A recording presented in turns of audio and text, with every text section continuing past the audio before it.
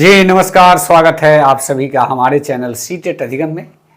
दोस्तों, जैसा कि आप सभी जानते हैं, दिन में आज एनआईएस डीएलएड के लिए कुछ निकल के आया माननीय सुप्रीम कोर्ट की तरफ से।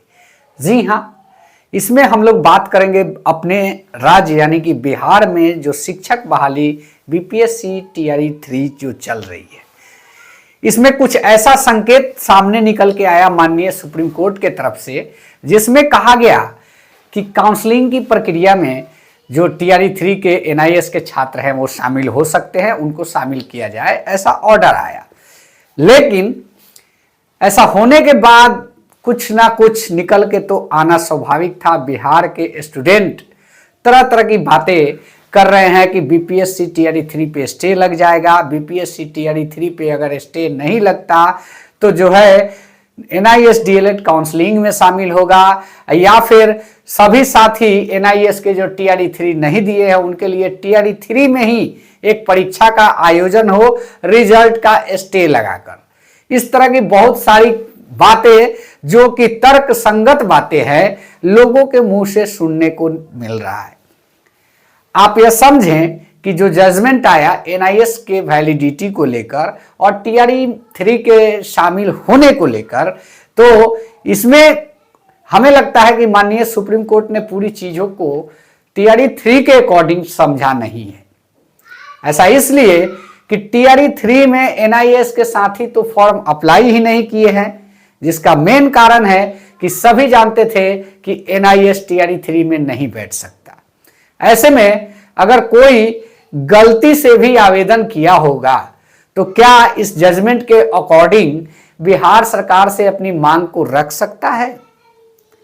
पहला सवाल यह, और दूसरा यह कि क्या टीआरई 3 के काउंसलिंग पे स्टे लग सकता है? तीसरा यह कि एनआईएस के साथी जो टीआरई 1-2 में पास है, क्या उनको ज्वाइनिंग मिल सकती है? 3 चीजों पे आज की इस वीडियो में चर्चा करेंगे। जी हाँ दोस्तों, बने रहिएगा, इस वीडियो को पूरा देखिएगा, अंत तक देखिएगा। वीडियो अच्छा लगे चैनल को सब्सक्राइब कीजिएगा। सबसे पहले हम लोग बात करते हैं कि जजमेंट जो आया सुप्रीम कोर्ट का, उसमें सिर्फ इतना ही कहा गया है कि काउंसलिंग की प्रक्रिया में बीपीएससी टीआरई 3 के जो छात्र हैं वो शामिल हो सकते हैं। सिर्फ इतना ही कहा। पीछे की चीजों की जानकारी है कि नहीं, इस बात का कोई मतलब कि ये तो हम भी नहीं जानते, आप भी नहीं जानते कि परीक्षा में ही इन्होंने नहीं बैठा है। ऐसे में काउंसलिंग में शामिल होने की बात जो आती है वो कैसे आती है? और रही बात कि अगर वो काउंसलिंग के लिए जाते भी हैं तो ऑलरेडी जिसमें बिहार सरकार के शिक्षा विभाग के द्वारा यह गाइडलाइन दे दिया गया था कि 18 महीने का डीएलएड कोर्स वाले छात्र जो हैं आवेदन नहीं कर सकते।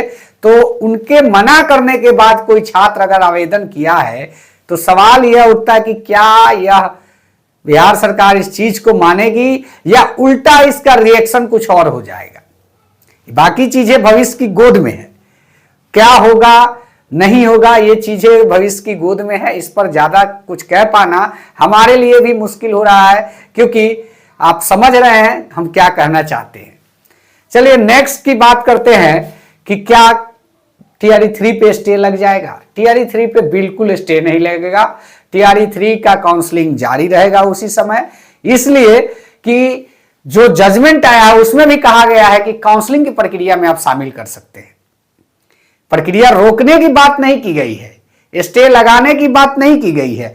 ऐसे में यहां जो ये तर्क संगत, जो बिना तर्क संगत, बेतर्क संगत जो बातें हैं कि टीआरई 3 पे जो स्टे लग गया, स्टे लग जाएगा, ये सब कुछ नहीं है। और टीआरई 3 का एक स्पेशल एनआईएस के लिए परीक्षा का आयोजन, ये भी संशय के घेरे में है। बाकी भविष्य की चीजें हैं, क्या होगा नहीं होगा, सरकार का इस पर रिएक्शन क्या आता है वो देखने वाली बात होगी। लेकिन ऐसा कुछ होगा यह कह पाना बिल्कुल ही मुश्किल है, क्योंकि सामने टीआरई 4 का नोटिफिकेशन के इंतजार लाखों अभ्यर्थी कर रहे हैं। 2 चीजें क्लियर।